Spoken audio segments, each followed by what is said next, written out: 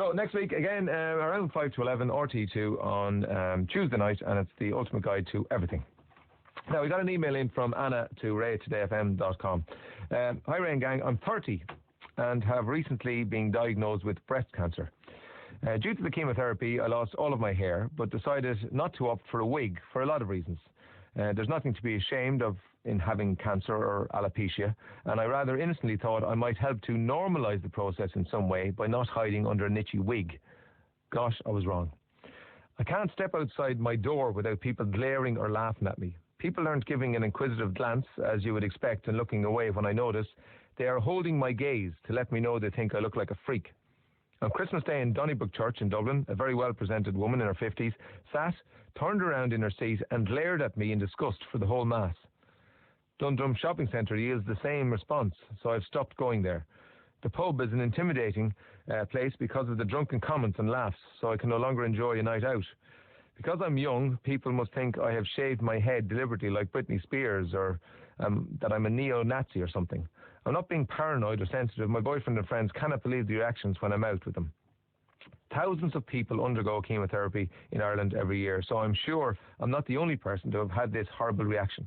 It's hard enough to deal with how miserable cancer makes you feel on top of scars and image changes without having to put up with the condemning looks from people who think they're better than you simply because they have hair. I thought that reading this mail out might help raise awareness and at least cause some people to think the next time they give filthy looks to bald young people, we probably just have cancer, not bad taste. P.S. I've attached a photo to show that I don't look like a circus freak, but I'm still being treated like one. Anna in Dublin. And she did, and she's a very attractive, pretty 30-year-old with no hair. I'm sort of a bit shocked by that. I would have thought that people like nearly everybody in Ireland has been affected by cancer, so they know what happens. They know when you undergo chemo that you lose your hair, and a lot of people opt for the wig option. Anna has decided not to. I can't imagine that wearing a wig, particularly on a hot day, is particularly comfortable. And Anna thought that she'd buck the trend, that she'd sort of normalise the whole thing, as she says herself. How wrong she was. A lot of small-minded people out there. I think you're great, Anna, and I'm sure the majority of people listening today think you're great too. Spring has just got a lot brighter at the City West Hotel. For just... Ida Maria on Today FM. That sounds good. I believe she's Scandinavian. Tell Anna she's great and don't mind those people. Can't believe we are still like that. Can't believe the reaction Anna is getting. It's so bad and sad to think that people can be that ignorant. She should be just as rude back, and when they glare, she should tell them out straight that she has cancer. Embarrass them. Might teach them a lesson. Says Blondes. Fair play to her, and F the begrudgers. Perhaps some of those people looking at Anna are doing it in admiration, albeit rather insensitively. Perhaps others are reminded of situations their loved ones have experienced. Hopefully that girl's cancer will go away, but ignorance is here to stay, says Brian. And respect to Anna. I think she's brilliant and brave and is making a difference. And I think that what Anna is doing is fantastic. She has a lot to deal with without having to deal with the small-minded people's comments. Irish people can be so rude and hurtful. More power to Anna. Wish you all the best for the future. Hold your head up high. You have nothing to be ashamed of, says Niamh Carl. Of course she has nothing to be ashamed of. She's everything to be proud of. My friend had cancer a few years ago, 30 as well, and decided to go without a wig like that girl. She was made fun of and laughed at. She stood her ground, never wore a wig, and decided to ignore the nasty, simple-minded people out there. She is still in remission now. More power to your brave listener. Anna should ignore those people and just work on getting better. I'm ashamed of people, but not surprised, says Alan. And tell that lady, I think it's sexy, a woman with a bald head. That's David in Galway. And a lot of people in Ireland are very simple-minded. People have no cop on, just plain dumb. I will happily slap any asshole who makes fun of Anna, says Martin. Thanks for that offer. I'm in shock, Ray, stunned. Are we really sinking to such lows as a nation, asks Ferguson. Anybody who's suffering with cancer should read the Lance Armstrong book. He was the Tour de France winner. How many times did he win it? 7 times, did he? 7 times. A former cancer sufferer who beat it and went on to win the Tour de France. And he's running marathons now. I saw him in a picture alongside Sonia O'Sullivan from the Boston Marathon, which was held on Monday, I think. She did 3:52. And he was with her, so he's doing very fast marathons. What age is he? He must be in his 40s now. His 40s. Is ladies Anna like it's ladies like Anna who deserve a medal for trying to put such things behind her and live her life. I still haven't been to docs about my lump. Still too scared. Get thee to the GP immediately. There's the thing. I don't know if that's from a man or a woman. Men, particularly Irish men, have a really bad reputation when it comes to going to the doctor, and we need to get over that, lads. If you fear you have something wrong with you, what's the worst that can happen? You go along to your doctor, he charges you whatever he charges you, and he tells you you're fine. But they're saying over and over again, particularly when it comes to cancer, that early intervention can be the difference of curing it and not curing it. So if you have any suspicion at all that you have a lump where you shouldn't have a lump, go to the doctor. Lance Armstrong's only 36. Really? My partner has no hair anywhere because of cancer. To me, she's beautiful, but I know about those looks. It made me sad, so sad. And fair play to Anna for being brave enough to go without a wig.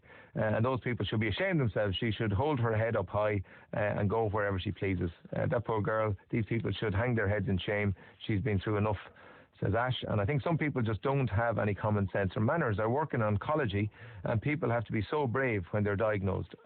I just can't. All the talk, and I was reading an awful lot about Nuala Whelan and the interview she gave to Marion Finucane the weekend before last, and it's been a topic of conversation. And I honestly don't know how I would react if I was told that I or somebody dear to me had cancer. I think Anna is great. Whenever someone gives me a disapproving look for whatever reason, I feel sorry for them. I tend to laugh at them as they are lacking in all the good qualities we as people should possess. That woman in the church, for example, probably spends all her time worrying about what people think of her and is missing out on a good normal life due to her shallowness. Good riddance to her. She can shove it if you ask me. More power to Anna. Please don't mention my surname. Well, at church, it's the Christian way should be tolerance and compassion. The girl who wrote in about having cancer, sorry, I've forgotten her name, Anna, is dead right to go out and about without a wig if she so wishes. I can't believe people are so horrible to her. Who gives an SHIT if a person has hair or not? Only ignorant, uneducated assholes, if you ask me. When people stare, she should turn around and say, cancer actually. 100-102 for a text, and more about that after news at 10. How you doing? Can I have a drink, please? But today, thanks to Paul Collins as well. 085 400 102 for your text. You can send us emails to ray@todayfm.com. We read out that email from Anna, who was diagnosed with breast cancer and has been upset and appalled by the reaction of people. She has decided not to wear a wig and thus is going around as a bald 30-year-old woman, and she's been a bit disappointed in people and the way they've reacted. It's stories like Anna's that lower my opinion of humanity in general, but it's people like Anna and her supporters that increase it again, says Steve in UCD. That poor girl Anna, I don't think saying it's cancer is the right thing to do. You don't have to justify the loss of hair to ignorant, clueless, rude people. Please tell Anna she has more class in the tip of her finger than these people have in their whole body. Get well soon. The country needs people like you. Courage and strength, says Gav. And people very naive and insensitive when it comes to cancer. Got it at 21 and had rumours around that I was on death's door. So annoyed by people's reaction that when I got it the second time, I kept it quiet. I feel for Anna. That's awful that us Irish are still ignorant and sensitive people. I hope Anna is fighting her cancer well, says Katie. And fair play to that girl. People making fun of people to make themselves feel or look better, they're everywhere.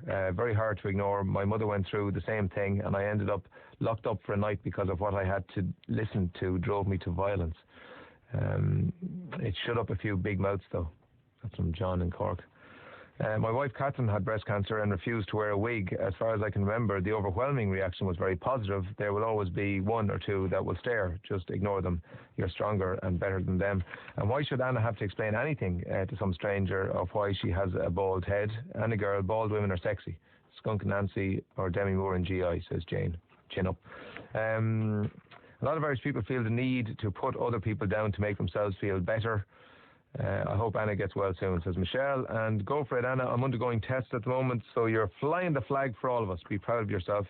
And Mag says, just listen to that email with complete understanding. I had breast cancer 2.5 years ago when I was just 27. Like that girl, I didn't wear my wig, just headscarves. Most of the time it was fine. I would go out to pubs and clubs and have no obvious reaction. The problem I found was when my hair started to grow back.